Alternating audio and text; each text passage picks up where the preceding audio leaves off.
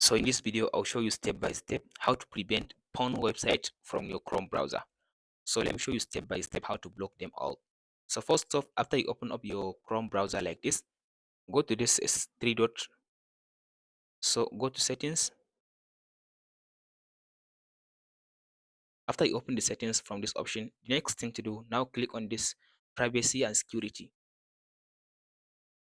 After you come to this privacy and security, so now go to this where it says security. So from this option, now scroll to down.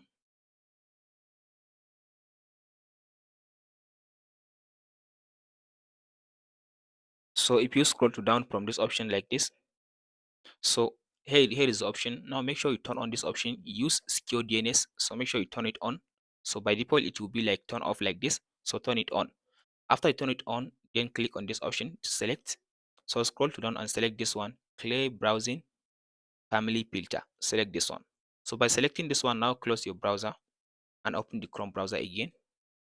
So from this option now, any porn website will not be active from your Chrome browser.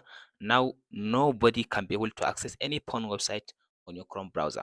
That's it guys on how to block XX or porn websites from Chrome browser. Hope this video helps. Like and subscribe. Thanks for watching guys.